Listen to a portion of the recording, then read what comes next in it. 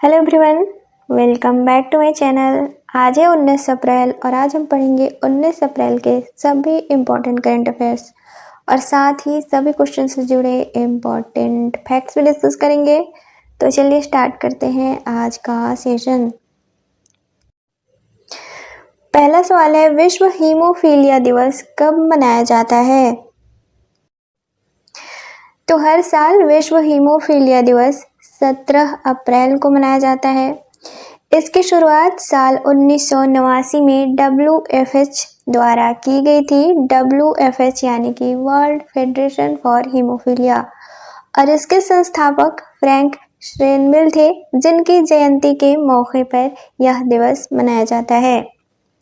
इस दिवस का उद्देश्य है हीमोफीलिया और खून से जुड़ी अन्य बीमारियों के बारे में लोगों को जागरूक करना, ताकि समय रहते इलाज मिल सके। साल 2025 के लिए इस दिवस की थीम है access for all, women and girls bleed too. अब हीमोफीलिया क्या है? तो यह जेनेटिक बीमारी है। इसे ब्रिटिश रॉयल डिजीज के नाम से भी जाना जाता है। यह बीमारी मां से बच्चों में फैलती है, मुख्य तौर पर मेल चाइल्ड में। इसमें शरीर में खून जमाने वाले एक ज़रूरी प्रोटीन क्लॉटिंग फैक्टर की कमी हो जाती है। जब ये फैक्टर नहीं होते हैं तो शरीर चोट लगने पर खून नहीं रोक पाता है। तो आंसर हो जाएगा ऑप्शन डी, 17 अप्रैल। अब अप्रैल महीने के कुछ और इम्पोर्टेंट डेज और उनके थीम। तो भारतीय रिजर्व बैंक का स्थापना दिवस हर साल 1 अप्रैल को मनाया जाता है। केंद्रीय जांच ब्यूरो का स्थापना दिवस भी हर साल 1 अप्रैल को मनाया जाता है। विश्व ऑटिज्म जागरूकता दिवस हर साल 2 अप्रैल को मनाया जाता है। और साल 2025 के लिए इस दिवस की थीम है न्यूरो डाइवर्सिटी को आगे बढ़ाना और संयुक्त राष्ट्र सतत विकास लक्ष्य। अंतर्राष्ट्रीय खदान जागरूकता दिवस हर साल 4 अप्रैल को मनाया जाता है। और साल 2025 के लिए इस दिवस की थीम है सुरक्षित भविष्य की शुरुआत यहीं से होती है। विश्व स्वास्थ्य दिवस हर साल 7 अप्रैल को मनाया जाता है। और साल 2025 के लिए इस दिवस की थीम है स्वस्थ शुरुआत आशापूर्ण भविष्य। CRPF शौर्य दिवस हर साल 9 अप्रैल को मनाया जाता है। विश्व होम्योपैथी दिवस हर साल 10 अप्रैल को मनाया जाता है। और साल 2025 के लिए इस दिवस की थीम है अध्ययन अध्यापन अनुसंधान।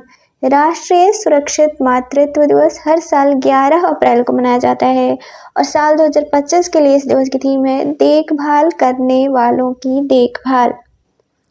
अंतर्राष्ट्रीय मानव अंतरिक्ष उड़ान दिवस हर साल 12 अप्रैल को मनाया जाता है। सियाचिन दिवस हर साल 13 अप्रैल को मनाया जाता है। और विश्व कला दिवस हर साल 15 अप्रैल को मनाया जाता है। और साल 2025 के लिए इस दिवस की थीम है एकता और उपचार के लिए कला। विश्व आवाज़ दिवस हर साल 16 अप्रैल को मनाया जाता है। और साल 2025 के लिए इस दिवस की थीम है अपनी आवाज़ को सशक्त बनाएं। और विश्व हीमोफीलिया दिवस हर साल 17 अप्रैल को मनाया जाता है। और साल 2025 के लिए इस दिवस की थीम है access for all, women and girls bleed to.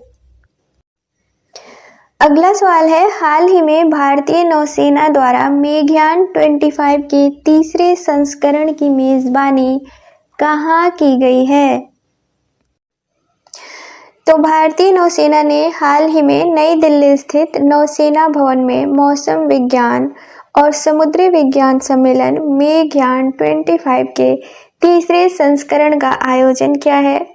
मेघयान 25 का आयोजन WMO दिवस की थीम एक साथ प्रारंभिक चेतावनी अंतर को बंद करना के अंतर्गत किया गया है। इसका उद्देश्य था समुद्री विज्ञान और समुद्र विज्ञान के क्षेत्र में जागरूकता और सहयोग को बढ़ावा देना। तो राइट आंसर हो जाएगा ऑप्शन ए, नई दिल्ली। अगला सवाल है, हाल ही में विशेष हैंडलूम एक्सपो की शुरुआत कहाँ की गई है? तो हाल ही में केंद्रीय वस्त्र मंत्रालय के तत्वावधान में राष्ट्रीय हथकरघा विकास निगम ने नोएडा में स्पेशल हैंडलूम एक्सपो की शुरुआत की है। इसमें 23 राज्यों के हथकरघा बुनकर शामिल हुए हैं। इसका उद्देश्य है हथकरघा बुनाई की सदियों पुरानी परंपरा पर नए सिरे से ध्यान केंद्रित करना, साथ ही बुनकरों को उनके उत्पाद सीधे ग्राहकों को बेचने के लिए एक मंच प्रदान करना। Special handloom expo my handloom my pride 24 अप्रैल 2025 तक चलेगा। इस प्रदर्शनी में 25 स्टॉल शामिल हैं, जिसमें साड़ियाँ, ड्रेस मटेरियल्स, स्टॉल और दुपट्टों की बेहतरीन किस्में प्रदर्शित की जाएंगी। तो आंसर हो जाएगा ऑप्शन बी, नोएडा। अगला सवाल है, हाल ही में जीपी दृष्टि पहल की शुरुआत किस राज्य सरकार द्वारा की गई है? तो हाल ही में गुजरात पुलिस द्वारा जीपी दृष्टि यानी कि drone response and aerial surveillance technical intervention नामक पहल की शुरुआत की गई है। इस पहल के तहत ड्रोन अपराध वाली जगह पर पीसीआर वैन से भी तेज गति से पहुंच जाएगी। इसका उद्देश्य है किसी भी अपराध की तत्काल कार्रवाई करना और घटना स्थल पर तेजी से पहुंचना। पहले चरण में इस पहल को अहमदाबाद, सूरत, वडोदरा और राजकोट के 33 पुलिस स्टेशनों में लागू किया जाएगा।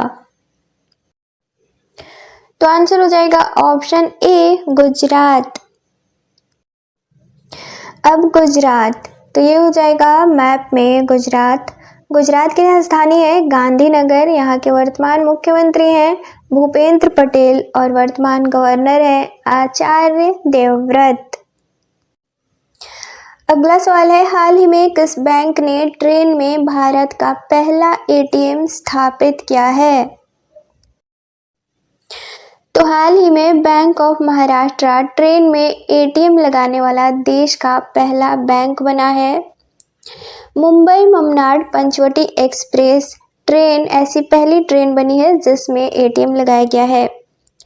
यह पहल विकसित भारत 2047 के तहत भारतीय रेलवे के व्यापक परिवर्तन अभियान का हिस्सा है। इसका उद्देश्य है बुनियादी ढांचे का आधुनिकीकरण करना, यात्री अनुभव को बेहतर बनाना और परिचालन दक्षता में वृद्धि करना।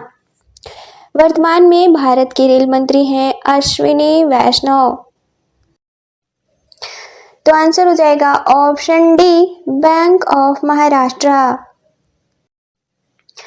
अगला सवाल है, हाल ही में इक्वाडोर के राष्ट्रपति के रूप में दूसरे कार्यकाल के लिए कौन पुनः निर्वाचित हुए हैं?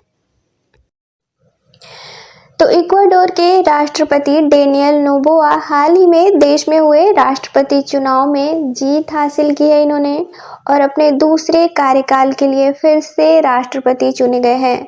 इन्होंने अपने प्रतिद्वंदी लुइसा गोंजालेज को चुनाव में हराया है। अब इक्वाडोर, तो ये हो जाएगा मैप में इक्वाडोर।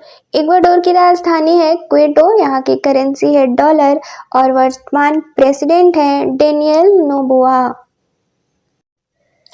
तो आंसर हो जाएगा ऑप्शन बी, डेनियल नोबोआ। अब कल के क्वेश्चंस का रिवीजन करेंगे। कल का पहला सवाल था विश्व आवाज दिवस कब मनाया जाता है? तो इसका राइट आंसर था ऑप्शन डी, 16 अप्रैल। अगला सवाल था पोहेला बोईशाख का संबंध किस राज्य से है? तो इसका राइट आंसर था ऑप्शन ए, पश्चिम बंगाल। अगला सवाल था हाल ही में खबरों में रहा गोलकोंडा ब्लू क्या है? तो इसका राइट आंसर था ऑप्शन ए, हीरा। अगला सवाल था हाल ही में जारी इंडिया जस्टिस रिपोर्ट 2025 में शीर्ष राज्य कौन सा है? तो इसका राइट आंसर था ऑप्शन बी, कर्नाटक।